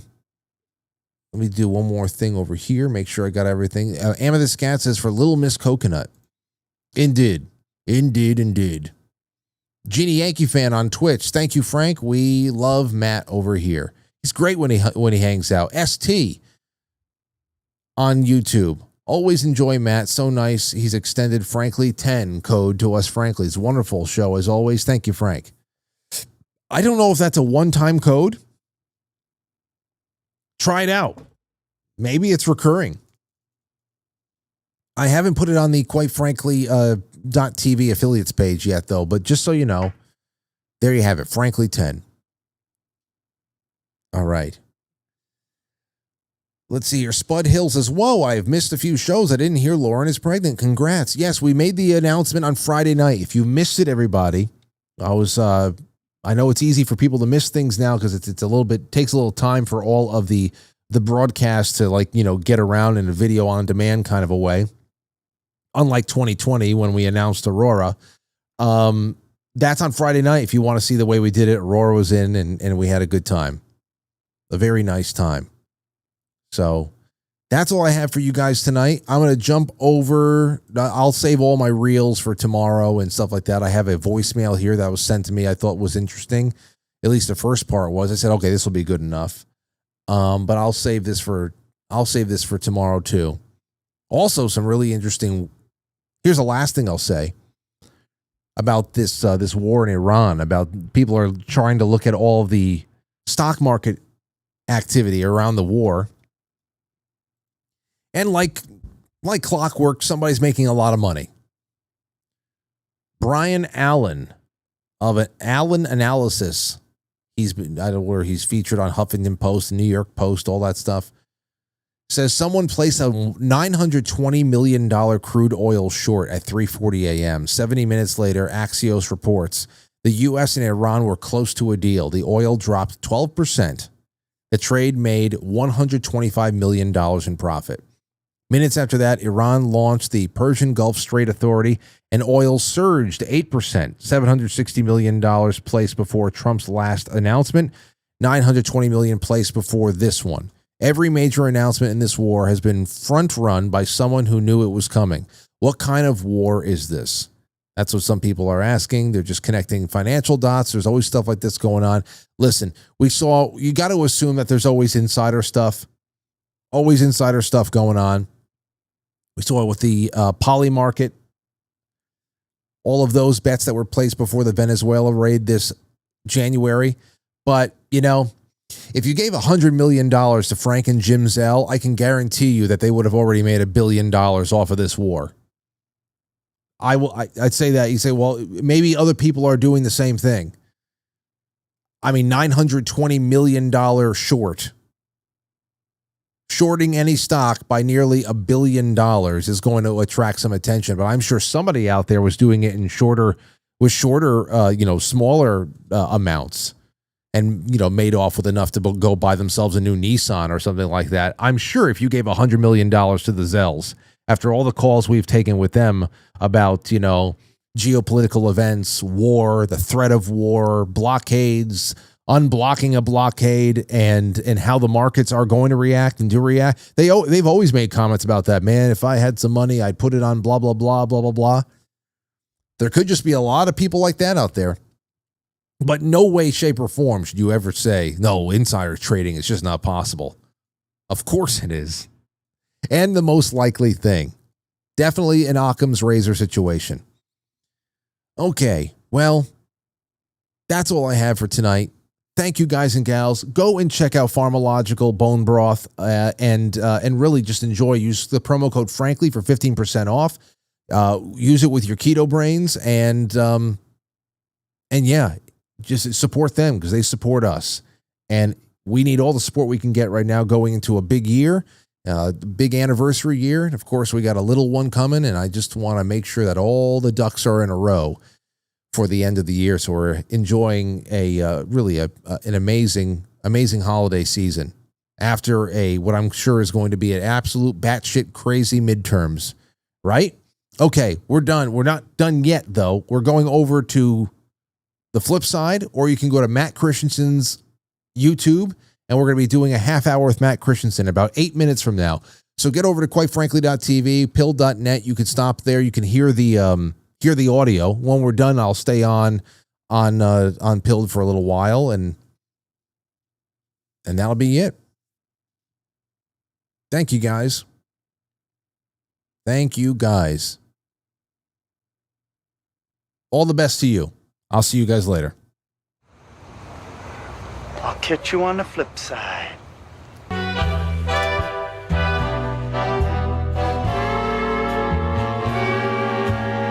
Quite Frankly is filmed before a live studio audience, and now our super chatters, starting with, you know who you are.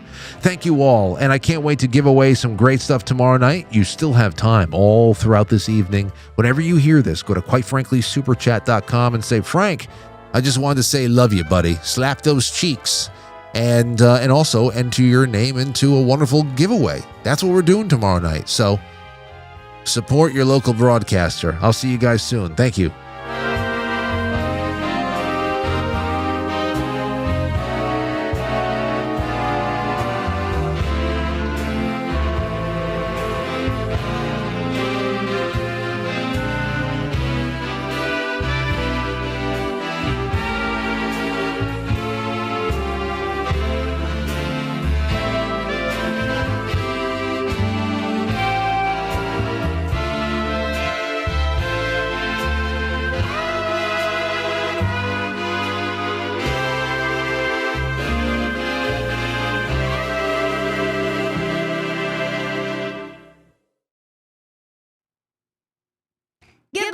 All right, that's it.